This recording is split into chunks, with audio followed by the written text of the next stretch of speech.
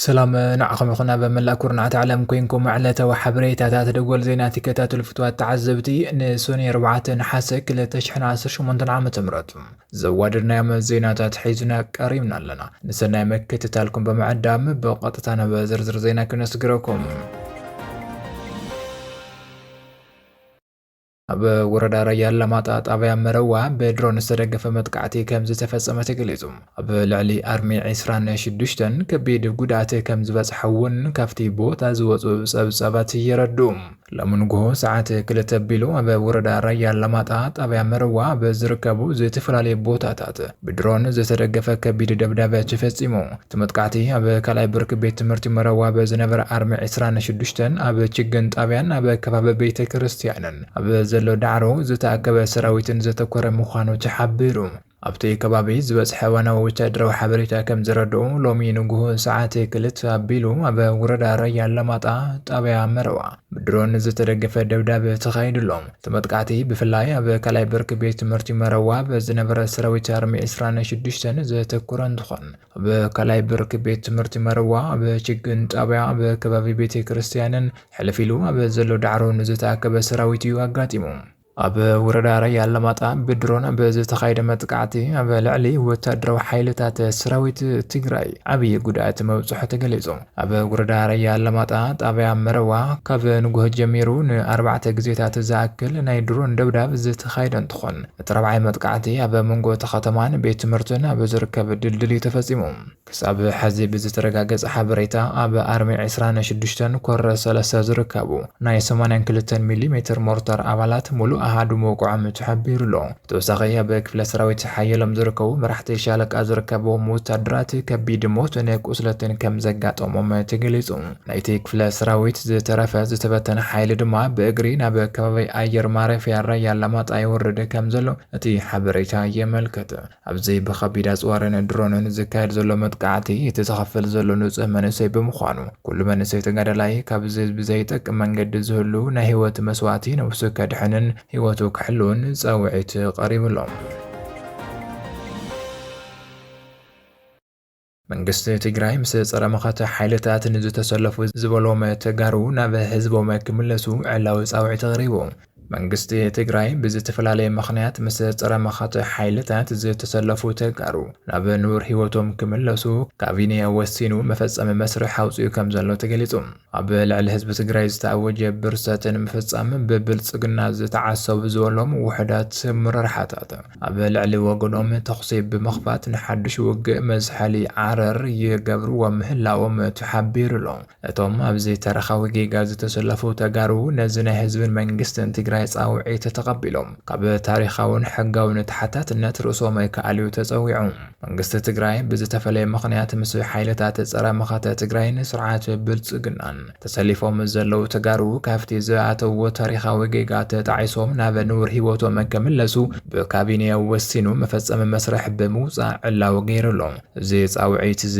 ነቶም ኣብዚ መስርሕ ዝተሳተፉ ተጋሩ ካብ ከንቱ ሞቱን ታሪኻዊ ናይ ሕግን ሞራልን ተሓታትነትን ርእሶም ዘድሕኑሉ ዕድል ምዃኑ ተሓቢሩ ብመሰረት እቲ ዝወፀ መግለፂ ስርዓት ብልጽግና ትልሚ ምብራስ ህዝቢ ትግራይ ንምዕዋት ኣብ ዝለዓለ መራርሓ ጊዜያዊ ምምሕዳር ዝነበሩ ውሕዳት ከዳዓት ዝበሎም ብምዕሳብ ዓቕሚ ትግራይ ንምብታን ክሰርሕ ጸኒሑ ይክብል ሕወሓት ኣብ ዘውፅኡ ሰሙናዊ መግለፂ ገሊፆም እዞም ዕጡቓት እዚኦም ብተደጋጋሚ ዝቐረበሎም ናይ ትዕግስቲ ጻውዒት ብምንጻግ ኣብ ጸለምቲ ናብ መረበቶም ኣብ ዝተወገሱ ዜጋታትን ኣብ ወሰናት ዓፋርን ኣብ ልዕሊ ሰላማዊ ህዝብን ሰራዊት ትግራይን ተኽሲ ክኸፍቱ መቐጻሎም ተገሊጹ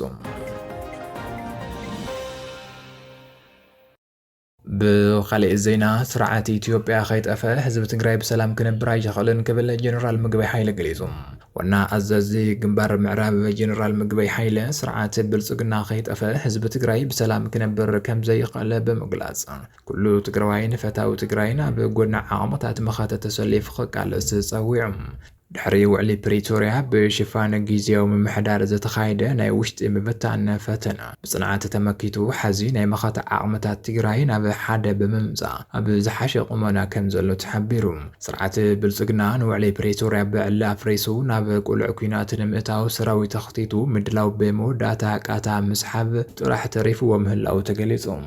ዋና ኣዛዚ ግንባር ምዕራብ ጀነራል ምግበይ ሃይለ ኣብ ዝሃቦ መግለጺ ስርዓት ብልጽግና በትግራይ ብ2013-14 ዓ.ም ጆኖሳይዳዊ ኩናት ከፊቱ ህዝቢ ትግራይ ንምጽናት ዝገበሮ ጻዕሪ ስለ ዘይተሳኽዐሉ ድሕሪ ውዕሊ ሰላም ፕሪቶርያ እውን ሽፋን ጊዜያዊ ምምሕዳር ብምጥቃም ብዝኸፍአ መንገዲ ኣብ ልዕሊ ህዝቢ ከቢድ በሰላ ከም ዘብጽሐ ገሊጹ ጀነራል ምግበይ ከም ዝሓበሩ እቲ ስርዓት ብኣማይት ሚልዮናት ዝቑጸር ገንዘብ ብምስላዕ በከባቢያውነትን ካልኦት በተንትን ተግባራትን ዝተዓሰው ተላእኽቲ ብምውዳብ ናይ ፖለቲካውን ኢኮኖሚያውን ሓድነትን ትግራይ ንምብታን ተረባይረዩ ኢሉ እንተኾነ ግን ሰራዊት ትግራይን ህዝብን ነቲ ጸገም ብውን ብምርዳእ ብዘገበርዎ ዘይሕለል ኩለ ሜዳዊ ቃልሲ ስሩዕ ምምሕዳር ናብ ስርሑ ብምምላስ ኩሉ ናይ መኸታ ዓቕሚ ናብ ሓደ ብምምጻእ ሕዚ ኣብ ዝሓሸ ቁመና ይርከብ ኢሉ እዚ ዝተገበረ ናይ ምስትኽኻል ስጉምቲ ኣብ ጸላኢ ዓብዪ ስምባደ ከም ዝፈጠረ ዝሓበረ ጀነራል ምግበይ ሃይለ ኣብ ውሽጢ ህዝቢ ትግራይ ድማ ብዝኸፍአ እዋን ሓድነት ብምጥንኻር ጸላእቲ ከመይ ከም ንስዕሮም ዝተመስከረሉን ንውለደታት ክስነድ ዘሎ ዓብዪ ታሪኻዊ ስርሒት ምዃኑ ተዛሪቡ ኣብ መወዳእታ ስርዓት ብልጽግና ንውዕሊ ፕሪቶርያ ብዕላ ፍሬሱ ናብ ቁልዕ ኩናት ንምእታው ሰራዊቱን ጋዓገልጦም ነኽቲጡ ምድላው ብምውዳእ ቃታ ምስሓብ ጥራሕ ተሪፍዎ ይርከብ ዝበለ ጀነራል ምግበይ ሃይለ ኩሎም ዓቕምታት ብምጥቃም ብመቓብር ስርዓት ብልጽግና ህልውና ላዕላውነትን መሰል ዓርሰ ውሳነን ትግራይ ንምርግጋጽ ኩሉ ትግራዋይን ፈታዊ ትግራይን ኣብ ጎኒ ናይ መኸታ ዓቕምታት ተሰሊፉ ብጽንዓት ክቃለስ ጸዊዑ ህወሓት ብርክት ዝበሉ ከበድቲ ኣጽዋር ውግእ ካብ መንግስቲ ኤርትራ ከም ዝተቐበለ ተገሊጹ ዕጥቅን ሓይሊ ሰብን ሻዕብያ ናብ ትግራይ ከም ዝኣተወን ሓይልታት ፋኖ ድማ ካብ TDF ዕጥቅን ስንቅን ይቐበሉ ከም ዘለውን ተሓቢሩ ብርክት ዝበሉ ናይ ኤርትራ መካናይዝድ ዕጥቅታትን ሓይሊ ሰብን ናብ ትግራይ ምእታዎምን ኣብ ነፍሲ ወከፍ ኣርሚ ትግራይ ካብ 7 ክሳብ 9 ዝበጽሕ ናይ 82 ሚሜ ሞርታር ከም ዝተዓጠቑን ተገሊጹ ኣብ ወረዳ ራያ ኣላማጣ ጣብያ መረዋ ብኣባል ኣርሚ 26 ኮር 3 ዝተለኣኸ ምስሊ ከም ዝረድኦ ድማ ሓይልታት ፋኖ ካብ TDF ዕጥቅን ስንቅን ብኣግማል ጽዒኖም ክወስዱ በንጹር ከም ዘርኢ ተሓቢሩ እዚ ብስምሪት ሓይልታትን ምልውዋጥ ዕጥቅን ዝረኣይ ዘሎ ኩነታት ነቲ ኣብ ራያ ኣላማጣ ዘሎ ናይ እግረኛን መካናይዝድን ጽምዶ ዝያዳ ዝሓንከኸ ምዃኑ ተገሊጹ በመሰረት ዝወፀዋናዊ ወታደራዊ ሓበሬታ ህወሓት ካብ ሻዕብያ ኤርትራ ዝመጹ ናይ መካናይዝድ ዕጥቅታት ተረኪቦ ከም ዘሎ ተገሊጹ ኣብዚ ሓድሽ ወታደራዊ ምድላው ኣብ ነፍሲ ወከፍ ኣርሚ ካብ 7 ክሳብ 9 ዝበጽሕ ናይ 82 ሚሜ ሞርታር ተሓጢቖም ከም ዘሎ ተሓቢሩ ካብቲ ዝነበረ ብተወሳኺ ኣብ ዝሕዚ እዋን በርከት ዝበሉ ናይ ሻዕብያ መካናይዝድ ዕጥቅታት ምስ ሓይሊ ሰቦም ናብ ትግራይ ኣትዮም ከም ዘሎ እቲ ዝወፀ ሓበሬታ ይረድእ እዚ ሓደገኛ ናይ ዕጥቅን ሓይሊ ሰብን ምእታው ከምኡ ኣብ መንጎ TDFን ሓይልታት ፋኖን ዝረአ ዘሎ ናይ ዕጥቂ ምልውዋጥ ምስ ኣብ ራያ ኣላማጣ ኣርሚ 31 ናብ ከተማ ኣላማጣ ምእታውን ናይ እግረኛ ሰራዊት ጽምዶን ምጅማሩን ዝተኣሳሰረ ምዃኑ ተገሊጹ ኣብ ወረዳ ዓዴት ህዝቢ ተወዲቡ ንዝሕጋው ዕደና ወርቂ ዝወረዳ ማሽናት ብሓይሊ ከም ዝመለሰን ተገሊጹ ኣብ ወረዳ ዓዴት ጣብያ ዓዲ ሰላም ቁሸት ብላንጊ ዝሕጋው ዕደና ወርቂ ንምክያድ ዝወረዳ ኤክስካቫተርን ዶዘራትን ብተቃውሞ ህዝቢ ተመሊስን ኣለዋ ህዝቢ ተኸባቢ ብጥሩምባ ተወዲቡ ነተን ማሽናት ብምእጋድ ናብ ደርበ ኸርበ ዝበሃል ቦታ ክምለሳ ገይሩ ከም ዘሎ ተገሊጹ እቲ ተቃውሞ ብዛዕባ ወርቂ ጥራሕ ዘይኮነስ ህዝቢ መሬቱ ብዘይፈቃዱን ሓይሉን ክውሰድ ከም ዘይደሊ ዝረኣየሉ ምዃኑ ተገሊጹ ኣብ ወረዳ ዓዴት ጣብያ ዓዲ ሰላም ቁሸት ብላንጊ ዝሕጋው ናይ ወርቂ ዕደና ንምክያድ ናብቲ ቦታ ዝወረዳ ኤክስካቫተራትን ዶዘራትን ህዝቢ እቲ ከባቢ ብሓባር ተወዲቡ ብዘገበሮ ተቃውሞ ክምለሳ ምግዳድን ተረጋጊጹ ኣሎ ህዝቢ ዛናን ብላንግን በጥሩምባ ብምውዳብ ነተን ማሽናት ናብቲ ናይ ዕደና ቦታ ከይኣትዋ ብምእጋዶም እተን ኤክስካቫተራት ናብ ደርበ ኸርባ ክምለሳ ተገዲደን ኣለዋ እዚ ብህዝቢ ዝተገበረ ናይ ምክልኻል ስጉምቲ ብዛዕባ ሕቶ ወርቂ ጥራሕ ዘይኮነስ ህዝቢ መሬቱ ብዘይፈቃዱን ብዘይምስምዕምዑን ብሓይሊ ክውሰዶ ከም ዘይደሊ ብግልፂ ዝረኣየሉ ፍጻመ ምዃኑ እቲ ዝወፀ ሓበሬታ ይረድእ እቲ ዝያዳ ንሕብረተሰብ እቲ ከባቢ ዘዋጥዕን ዝሕዘነን ጉዳይ መናእሰይ እቲ ከባቢ ወርቂ ከይዓሪ ብዕጡቋት እናተገፈፈ ናብ ሕማቕ ኩነታትን ናብ ማሰልጠኛን እናተወሰደ ኣብ ዘለሉ እዋን ብወገናቶም ኤክስካቫተርን ዶዘራትን ኣምሪሖም መሬት ሓረስታይ ክጉሕጉሖ ምውራዶም ምዃኑ ተሓቢሩ ኣብ መወዳእታ ናይ ክልላት ፍሉይ ሓይሊ ይፍረስ ብደረጃ ሃገር ድማ ዝተወደበ ምልሻ ይደራጆ ዝብል ኣጀንዳታት ናብ ሃገራዊ ምክክር ጉባኤ ከም ዘቀረቡ ተገሊጹ። ገለ ክፋላት ኦሮሚያ፣ ሶማልያን ዓፋርን ፍሉይ ሓይሊ ሰራዊትን ኣይፈርስን ብምባል ኩለን ክልላት ብማዕረ ፍሉይ ሓይሊ ክብተና ዝብል ምክሪ ሓሳብ ቀሪቦም።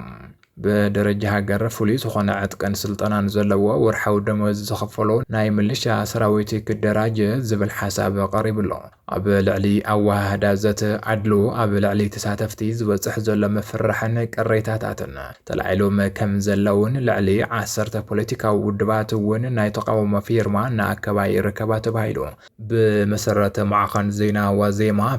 ኣብቲ ዝካየድ ዘሎ ሃገራዊ ምክክር ጉባኤ ኣብ ትሕቲ ትካላት ሕግን ሰብኣዊ መሰልን ዘሎ ናይ ፀጥታን ድሕንነትን ትካላት ዘተ ኣብ ዝተገበረሉ እዋን ክልላት ፍሉይ ሓይሊ ክብተና ተወሲኑ ዝነበረ እኳ እንተኾነ ክልላት ኦሮሚያ፣ ሶማልያን ዓፋርን ብዝተፈለየ ስምን መልክዕን ፍሉይ ሓይሊ ሰራዊትን ከይብተን የቐፅላ ምህላውን ተመኻኻር ተልዒሎም ኣለው። ናይ ክልል ሶማልያ ተወከልቲ ብሰንኪ ስጋት ኣልሸባብ ፍሉይ ሓይሎም ክቐፅልን ተሓትቱ እውን ኩሎም ፍሉያት ሓይልታት ክፍትሑን ብቋንቋን ባህልን እቲ ከባቢ ዝረዳድኡ ናይ ፌደራል ሓይልታት ክሰማረዩን ዝብል ሓሳብ ሚዛን ደፊኡሎ። ክልላት ብሰመ ፖሊስን ኣድማ ብትናን ዘመናዊ ዕጥቂ ዝተዓጠቐ ሰራዊት ይደራጁ ኣለዋ ብምባል ናይ ክልላት ዕጥቅን ሰራዊትን ዝቆፃፀር ናይ ፌደራል ኣካል ክቐውም ሓሳብ ቀሪቡ። ብደረጃ ሃገር ፍሉይ ዝኾነ ናይ ዕጥቅን ስልጠናን መንገዲ ዘለዎ ናይ ምልሻ ሰራዊት ክዳሎን ነቶም ኣባላት ወርሓዊ ደመወዝ ክኸፈሎምን ሓሳብ ከም ዝቐረበ ዝረኸብናይ ሓበሬታ የመልክት። خبركم تعزبتي دقل زينا نزي ساعات زوادنا من زينات تبزي زازيمنا لنا نمكت تالكم نمسجن سلام.